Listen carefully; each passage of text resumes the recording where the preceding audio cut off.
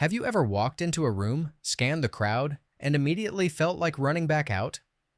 Your palms get sweaty, your mind goes blank, and every conversation around you sounds like it's in a language you don't speak.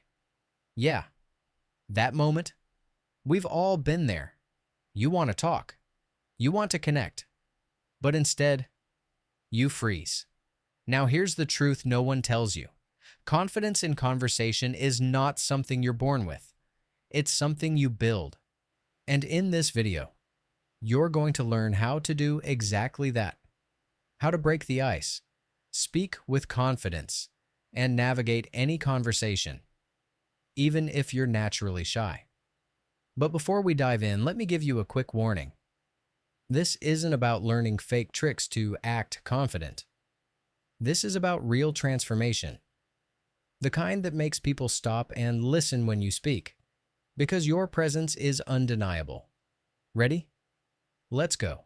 Most people think shyness is a curse. They say things like, "I'm just not a people person," or "I'm too introverted." But here's the thing, shyness isn't the real problem. The real issue is how we interpret shyness, and more importantly, how we react to it. Shyness, in itself, is not a character flaw. It's a natural human response to unfamiliar or high-stakes social situations. It's your brain's way of protecting you from perceived social risk. But when left unchecked, it becomes a self-fulfilling prophecy. You feel nervous, so you don't speak up. Then you regret not speaking up, which reinforces the belief that you're not good at talking to people. Rinse and repeat. It's a cycle, but it can be broken. What if I told you that being shy might actually mean you have more potential for connection than most people? Here's why. Shy people often have high levels of empathy. They listen deeply. They observe carefully. They think before they speak. All of these are signs of emotional intelligence. And emotional intelligence is the foundation of all meaningful conversations. People with high emotional intelligence are more attuned to others' emotions. They ask thoughtful questions. They make people feel safe and seen. In a world full of noise, that kind of presence is rare and powerful. So instead of seeing your quiet nature as a setback, what if you saw it as your starting point? Because the truth is, confidence isn't about being the loudest person in the room. It's about being grounded in who you are and choosing to share that person with others, even if your voice shakes a little at first. And the act of choosing to speak up, even when you're nervous, that's what builds true confidence. Think of confidence like a muscle. Every time you use it, it gets stronger. Every small interaction, every greeting, every question, every shared laugh is like a rep in the gym. And over time, something amazing happens. Your fear begins to shrink and your self-trust begins to grow. You'll find that the more you show up as yourself, fully, unapologetically, the more people will gravitate toward you. Because authenticity is magnetic. And when you embrace your natural disposition rather than hide it, you become unstoppable. So no, being shy is not your problem. Hiding from it is. Let's change that. Let's use it. In the next chapter, we'll talk about what actually goes through your mind right before a conversation, and how to shift that mental game for good. Here's a truth bomb. Every conversation starts before you open your mouth. It starts in your head. Your mindset going into a social interaction can either lift you up or shut you down before you even begin. You might think, what if I say something stupid? Or, they probably don't want to talk to me. Or the classic, I'm just awkward. And just like that, the anxiety kicks in. That inner dialogue? It's not harmless. It becomes a script, one that your body listens to. Your posture shrinks, your voice gets smaller, and your desire to connect is buried under a mountain of self-doubt. So let's flip that script. Here's the powerful reframe. Conversations aren't about you. They're about connection. And when you stop focusing on how you're being perceived and start focusing on making the other person feel comfortable, you win. Imagine walking into a conversation thinking, how can I make this person feel seen? What's something I'm genuinely curious to learn about them? How can I bring a bit of warmth or light into their day? This tiny shift changes everything. Why? Because it moves your attention from judgment to curiosity. And curiosity removes fear. When you're curious, your brain stops trying to protect you and starts looking for insight, story, meaning. And that's when conversations feel natural. Let's break it down with 3 quick mental tools to use before any conversation. Center yourself. Take a deep breath. Feel your feet on the ground.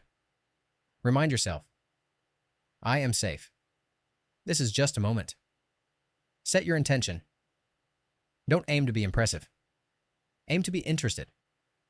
Tell yourself, my job is to connect, not perform.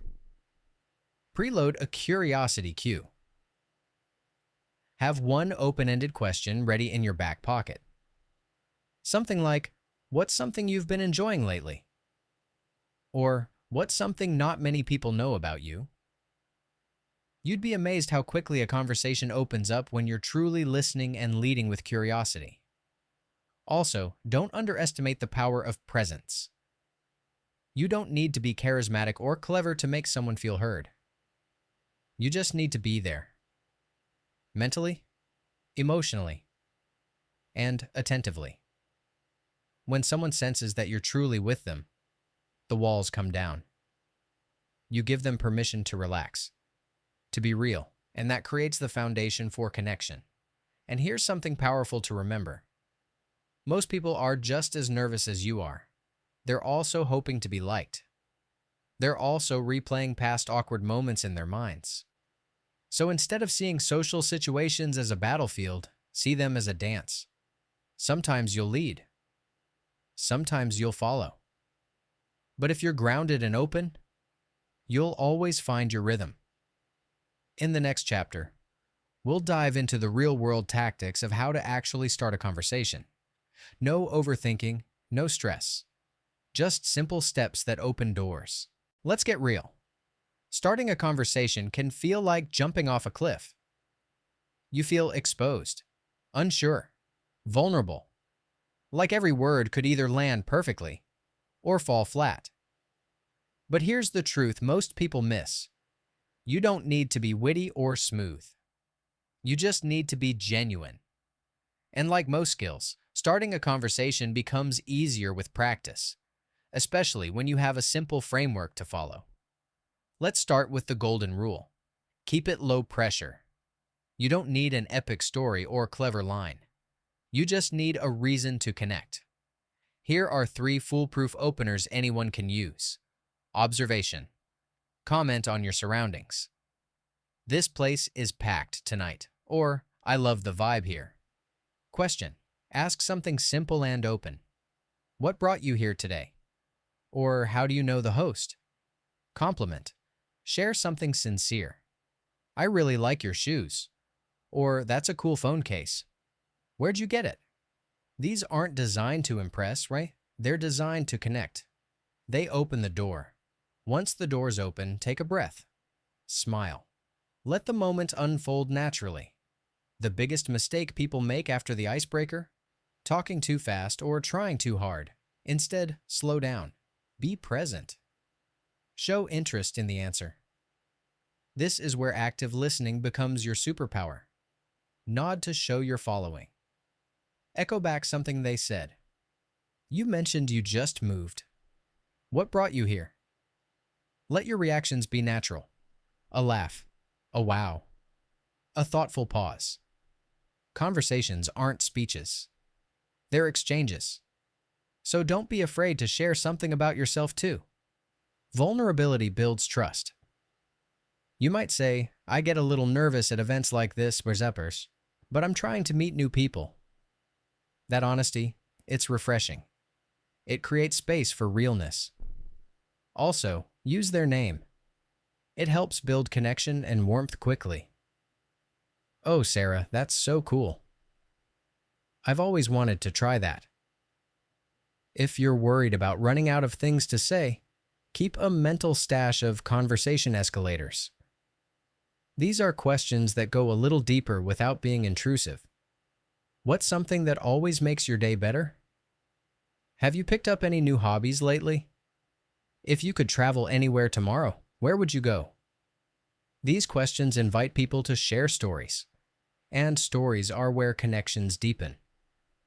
And what about awkward silences?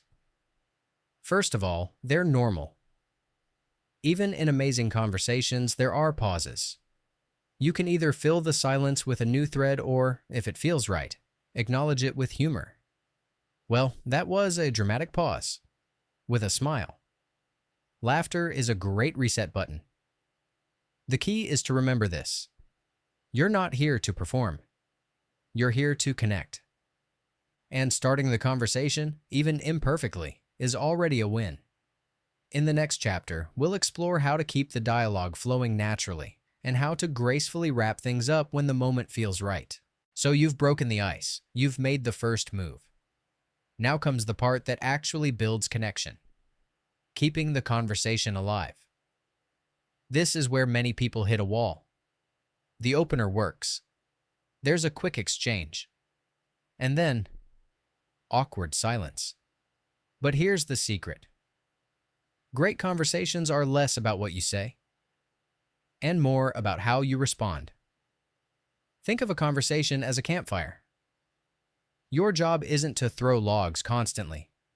It's to gently stoke the flame, keep it alive, and occasionally add the right piece of fuel at the right time.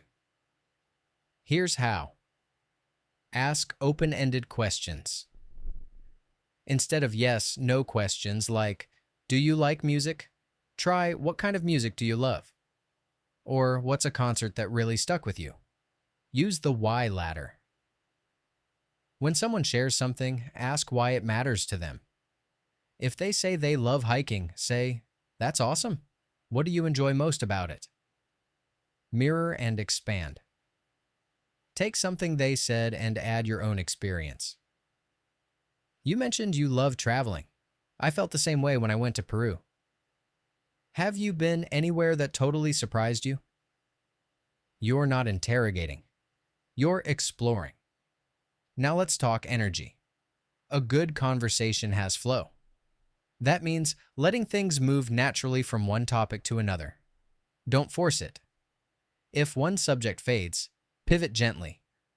Speaking of creative stuff, have you ever tried photography? That reminds me of a book I read that kind of blew my mind. Think of each transition as a bridge. Smooth, light, and inviting. But what if you feel the energy dipping? That's normal. Even great conversations have moments of pause.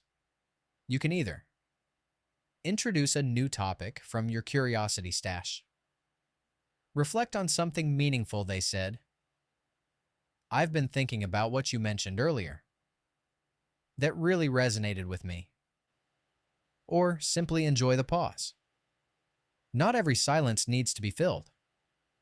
Sometimes a shared moment of quiet can feel intimate and grounding. And when it's time to wrap things up, don't ghost. Don't panic.